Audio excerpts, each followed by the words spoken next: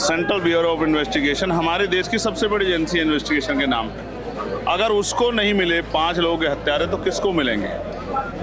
तो सब न्याय पसंद लोग चाहते हैं कि इसमें सरकार एक्शन ले, हाई कोर्ट जाए, इसकी जांच को, जो गवाह हैं उनके साथ अगर कोई इस तरह का उनको तकलीफ हुई है, डराया गया, तमाम चीज़ों को दोबारा से अध्ययन करें। ये सरकार की जिम्मेदारी थी, न्याय कौन लेगा? ये तो मजबूरी में आए हैं सड़कों पे, खुशी से थोड़ा ही आए हैं कि ये जलती गर्मी में ये जो तमाम लोग बैठे हैं ये खुशी से थोड़ा ही बैठे हैं, ये पीड़ा से बैठे हैं। फर्श गर्म हो रहा है तवे जैसा, ये इसलिए बैठे हैं कि इनकी मांगों को सुना जाए। और अगर आप उससे संतुष्ट नहीं होंगे तो क्या आज आर पार की लड़ाई देखने को मिलेगी? बिल्कुल, मैं कह सकता हूँ कि पूर्व की भांति आज भी हम लोग अपनी लड़ाई को मजबूत लड़ेंगे और तब तक लड़ेंगे जब तक न्याय नहीं मिलता। कि अब जो स्कूल है वहाँ पे मीडिया को जाना प्रतिबंधित कर दिया, उसको आप कैसे देखते हैं? इस कमियों के पीछे छिपना चाहती है, इस ऑर्डर के पीछे छिप नहीं पाएगी। लोग जागरूक हो रहे हैं। अभी जैन जी से मुकाबला हो रहा था, अब जैन अल्फा मैदान में है। क्या लगता है आज का जो विधानसभा घेराव होगा उसके बाद में न्याय मिलने की कोई उम्मीद? देखिए, न्याय पसंद लोग किसी भी जाति धर्म के हों, वो इस फैसले से दुखी हैं। और जो लोग सीबीआई की मांग करते हैं, कोई पेपर लीक होता है तो क्या कहते हैं बच्चे कि सर इसकी सीबीआई जांच करा दो। हमें अपनी एजेंसियों पर भरोसा है, जब उन एजेंसियों के 12 सालों के प्रयासों से पीड़ितों को न्याय ना मिले। CBI, central bureau of investigation हमारे देश की सबसे बड़ी एजेंसी है इन्वेस्टिगेशन के नाम पे। अगर उसको नहीं मिले 5 लोगों के हत्यारे तो किसको मिलेंगे?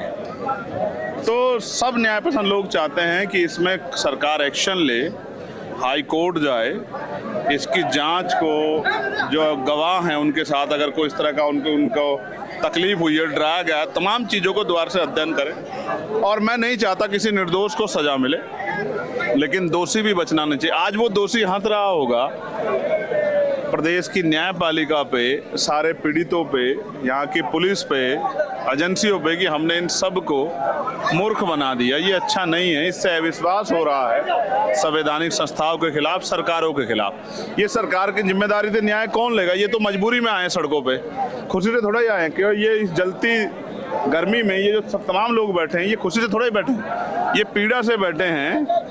फर्श गर्म हो रहा है तवे जैसा, ये इसलिए बैठे हैं कि इनकी मांगों को सुना जाए। आप नंगे पैर क्यों बैठे?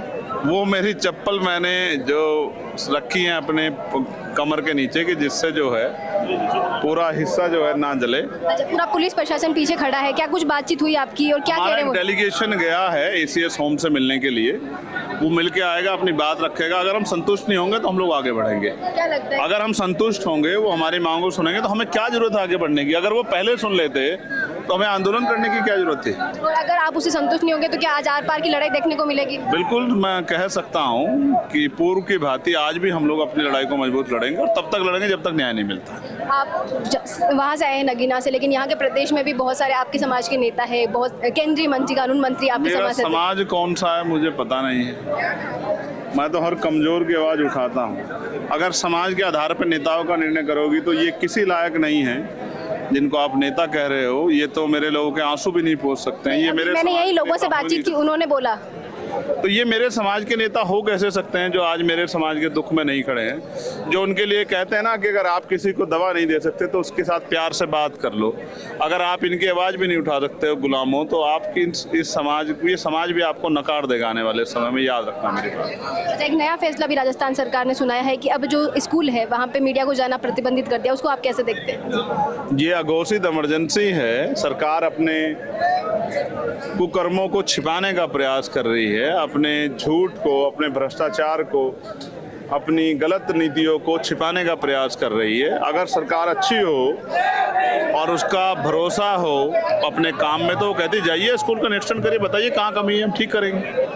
लेकिन सरकार ने स्कूलों पे काम किया नहीं, इसलिए सरकार स्कूल छिपा रही है, अपनी कमियां छिपा रही है। इस कमियों के पीछे छिपना चाहती है, इस ऑर्डर के पीछे छिप नहीं पाएगी। लोग जागरूक हो रहे हैं। अभी जैन जी से मुकाबला हो रहा था, अब जैन अल्फा मैदान में है, लोग जागेंगे और अपने अधिकार छीन लेंगे और इन सरकारों को उखड़ना पड़ेगा, याद रखना मेरी बात। अगर आज राजस्थान सरकार आपकी जो मांगे हैं, जो डांगावास प्रकरण को लेकर उसको नहीं मानती है, तो फिर आगे का कदम क्या हम रहेगा? संवैधानिक लोग हैं, जो हमारे यहाँ सामूहिक रूप से निर्णय होगा हम उसका पालन करेंगे।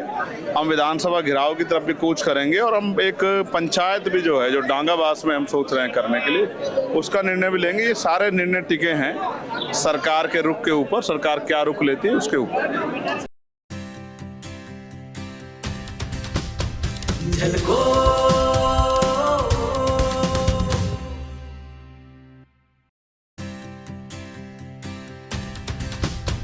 झलको